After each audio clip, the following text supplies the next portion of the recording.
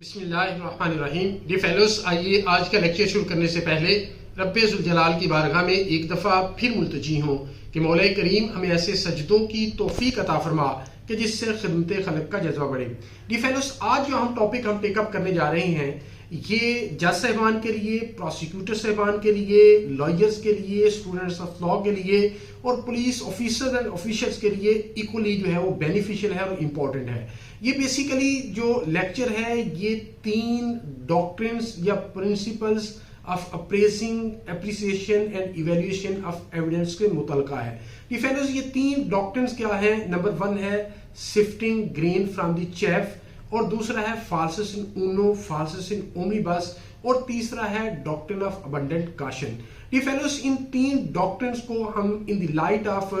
Judgements of supreme court और high court की रोशनी में डिस्कस करेंगे। डिफेंडर्स, ये 3 जो लैंडमार्क जजमेंट हैं जो मैं आपके सामने रखूंगा और एट लेंथ इनको डिस्कस करेंगे। वो पहली जजमेंट है PLD 1951 लाहौर 66, और दूसरी जजमेंट है PLD 2019 SC 527, और तीसरी जजमेंट है 2021 LHC 3380। ये लास्ट जजमेंट है ये honourable Lahore high court Lahore की वेबसाइट पर मौजूद है। डिफेंडर्स, अगर पहले डॉक्ट्रिन की बात करें, shifting grain from the chaff, इसका लफ्जी मतलब ये है कि जो दाने हैं उनको बोसे से अलहदा करना। अगर हम इसको इस पर्सपेक्टिव में डिस्कस करें जो एप्रिसिएशन ऑफ एविडेंस या इवेल्युएशन ऑफ द एविडेंस के हवाले से, तो हम यूं कह सकते हैं कि ये 1951 के अंदर जब एक जज साहब जो उस वक्त के चीफ जस्टिस थे लाहौर हाई कोर्ट लाहौर के, जस्टिस मुनीर साहब, उनके सामने एक केस आया तो उन्होंने अपनी ये ऑब्जर्वेशन दी कि जो पंजाब के लोग हैं they are in habit and have tendency to economise and exaggerate with the facts of the case. यानी वो या तो हालातों वाकयात को बढ़ाकर पेश करते हैं या उसे घटाकर पेश करते हैं, और they are in the habit to alloy with the truth and falsehood, यानी वो फॉल्सहुड और जो ट्रूथ की आपस में अमेजिश करते हैं, उसे मिक्स अप करते हैं। तो इसलिए कोर्ट्स के लिए जरूरी है कि जो एविडेंस प्रेजेंट की जाए उसको शिफ्ट करें ग्रेन फ्रॉम द चैफ। कहना वो ये चाह रहे थे कि जो सच के दाने हैं उनको झूठ के बोसे से अलहदा करें। जब ये 1951 के अंदर ये प्रिंसिपल या रेशियो डिसाइडेंडी इशू किया गया उस वक्त के chief justice Lahore high court Lahore की तरफ से, फिर सब्सिक्वेंटली इसको across the Pakistan, so much so supreme court of Pakistan ने भी इसे फॉलो करना शुरू कर दिया। और टिल 2019 जब चीफ जस्टिस आसिफ अली खान कोसा साहब ने ये जजमेंट दी PLD 2019 SC 527, जिसके अंदर उन्होंने इस प्रिंसिपल को डिस्कार्ड कर दिया और ये कहा कि नहीं, फाल्सस इन ऊनो फाल्सस इन ओमनिबस का प्रिंसिपल अप्लाई करेगा अक्रॉस द पाकिस्तान। उन्होंने जो उसकी वजूहात दी वो 3-4 वजूहात थी। पहले इस मैक्सिमम के जो अंडरस्टैंडिंग है वो कर लें कि फाल्सस इन ऊनो फाल्सस इन ओमनिबस का मतलब ये है कि फॉल्स in one thing false in everything. वो कहना ये चाह रहे थे कि अगर evidence of one witness is disbelieved, belied or discarded by the court regarding one fact of the case, his whole evidence shall be discarded, belied and rejected. या evidence of one witness if is found to be false regarding one accused या set of accused, his evidence regarding all the set of accused या one other set of accused वो false ही declare की जाएगी या वो discard कर दी जाएगी, B लाई कर दी जाएगी। अब इसको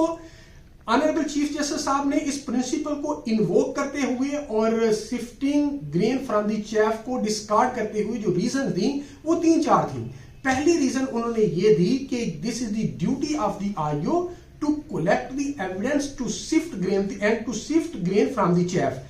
ये IO का काम है कि उसकी कौन सी एविडेंस उसने कलेक्ट करनी है और कौन सी एविडेंस उसने on the basis of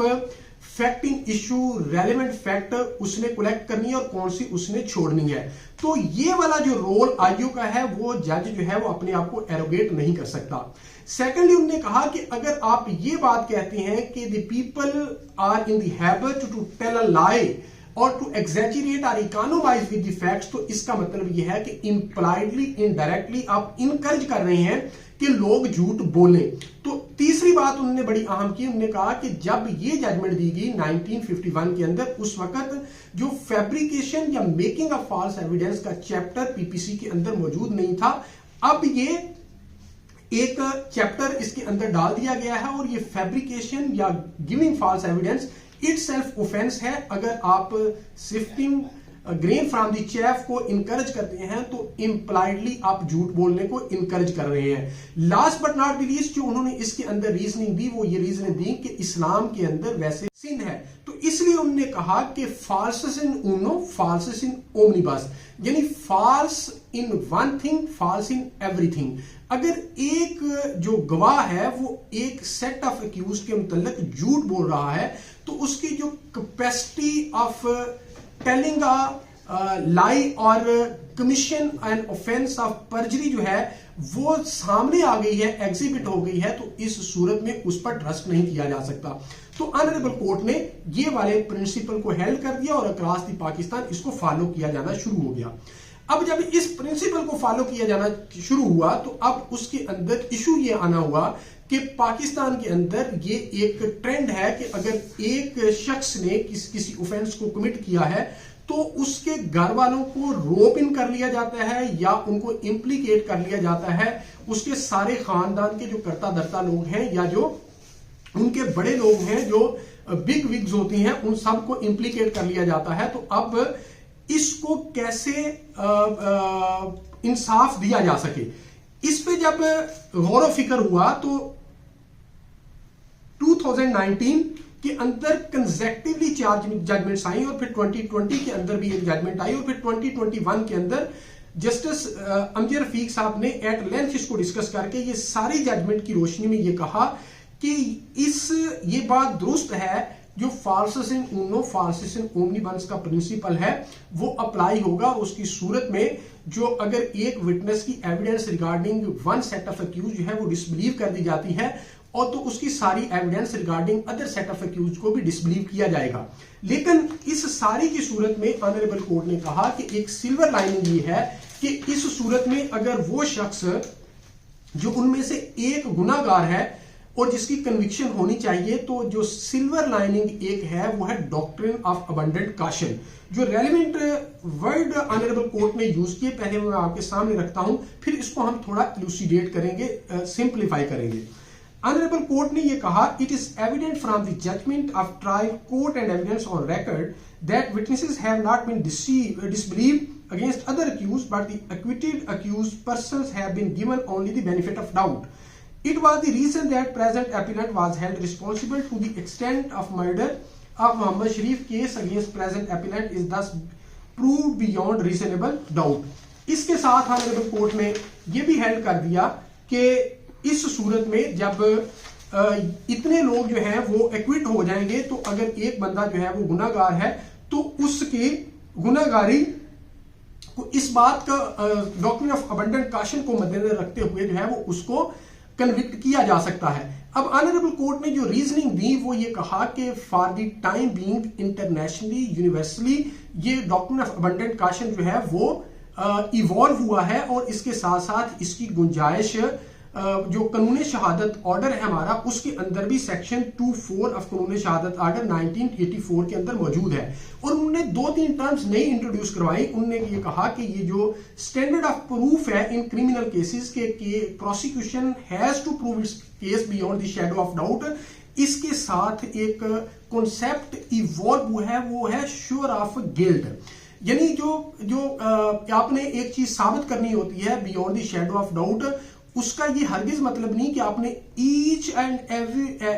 every piece of evidence को इस टच स्टोन पे तोलना है, बल्कि उन्होंने कहा कि नहीं, हर पीस ऑफ एविडेंस को आप इंडिविजुअली देखेंगे और हर एक को जब आप ये देखेंगे तो ये जो स्टैंडर्ड ऑफ प्रूफ है ये फ्लोटिंग स्टैंडर्ड ऑफ प्रूफ में तब्दील हो जाएगा। और जब आप in totality cumulatively combined effect आप इसका लेंगे तो फिर आप ये देखेंगे क्या कि ये beyond of shadow of doubt साबित हुआ है या नहीं हुआ। और एक चीज है कि आप beyond the shadow of doubt अदालत खुद बिलीव कर लेती है कि ये ऐसा ही है। दूसरा ये है कि कोर्ट हालातों वाकया से ये सपोज कर लेती है कि ये ऐसा है। ये जो 2(4) आर्टिकल 2(4) के अंदर वर्डिंग यूज हुई वो मैं आपके सामने रखता हूं, इस प्रिंसिपल की क्लैरिटी हमारे सामने आ जाएगी। ऑनरेबल कोर्ट ने ये कहा इस आर्टिकल को कोट करते हुए कि a fact is said to be proved when after considering the matters before it the court either believes it to be existed or considered its existence so probable that a prudent man ought, under the circumstances of the particular case, to act upon the supposition that it exists. The above formulation shows that either fact is certain, that court probable, that court could suppose existence of such a fact. The supposition by the court lead to formulation known as sure of guilt. अब honourable court ने finally ये conclude किया कि ये जो doctrine of abundant caution है कि जब इस तरह के हालात पैदा हो जाते हैं कि जहां पर एक number of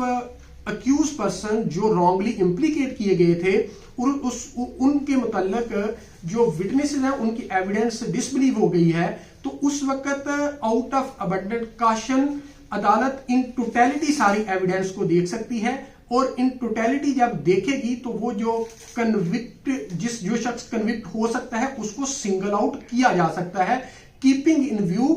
all the evidence और keeping in view the doctrine of abundant caution. Honourable court ने लाहौर हाई कोर्ट लाहौर ने जो डॉक्ट्रिन ऑफ अबंडेंट कॉशन पर मुख्तलिफ जजमेंट्स को रिसर्च करके ऑन सर्विस लाइव मैं आपके सामने रखता हूं। ऑनरेबल कोर्ट ने जो इस हवाले से इस अपनी स्पोर्ट में जजमेंट कोर्ट की वो थी 2020 SCMR page 664, 2019 SCMR page 1368, 2019 SCMR page 1309, 2009 SCMR 1362, 2020 SCMR